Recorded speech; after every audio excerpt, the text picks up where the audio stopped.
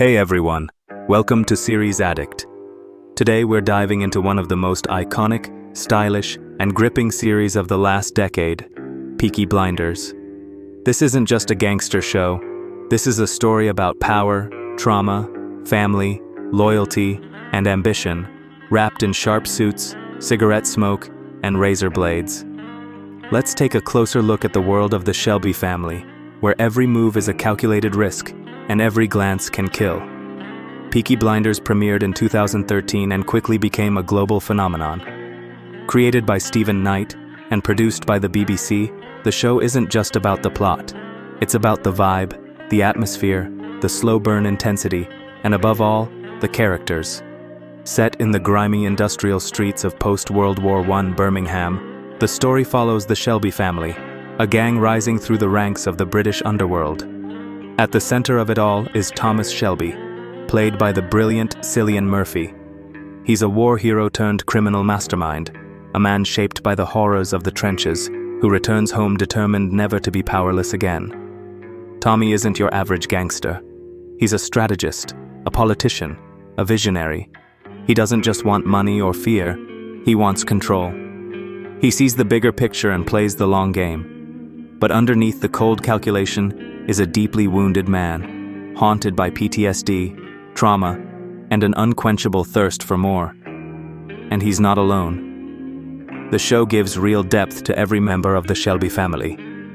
Arthur, the unpredictable and violent older brother, is constantly battling his inner demons. Polly Gray, the fierce matriarch, is both mother and enforcer, always thinking 5 steps ahead. And then there are the younger brothers, John and Finn, each trying to carve out their place in a world that doesn't forgive mistakes. But what elevates Peaky Blinders beyond the average gangster drama is its historical and political layers. It's not just about fights and power struggles.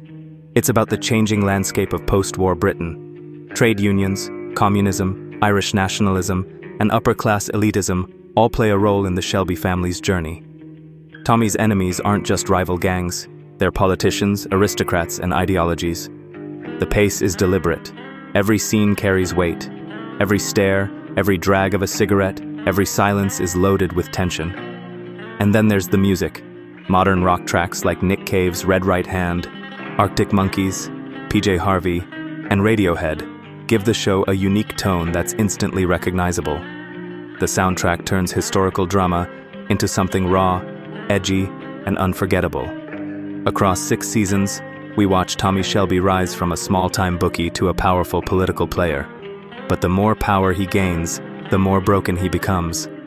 His journey isn't a simple arc of success, it's a descent into isolation, paranoia, and self-destruction. Peaky Blinders isn't just a story about power, it's a warning about what power does to a man. Visually, the show is stunning. The cinematography is cinematic, the framing is immaculate, and every scene looks like it could be a painting. The dusty streets, the smoke-filled pubs, the sharp fashion, all of it creates a world that feels lived in and real, but also mythic. It's no exaggeration to say that Peaky Blinders raised the bar for historical series everywhere. But more than anything, this series is about identity and survival. The Shelbys aren't just fighting for territory or influence, they're fighting to hold on to themselves in a world that keeps trying to break them. And as their empire grows, the cracks start to show. Trust becomes fragile. Family loyalty is tested. And Tommy's relentless control starts slipping through his fingers. By the final season, Peaky Blinders has transformed into something much bigger than its beginnings. It's no longer just about Birmingham. It's about politics, legacy, and reckoning. The show ends not with a bang, but with a quiet, devastating truth. That no matter how far you rise, your past is always right behind you.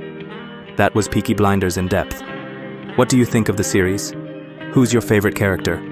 And do you think Tommy Shelby ever really won? Or was he always losing? Let me know in the comments. If you enjoyed the video, don't forget to like, subscribe, and hit the notification bell so you won't miss our next deep dive. Thanks for watching Series Addict.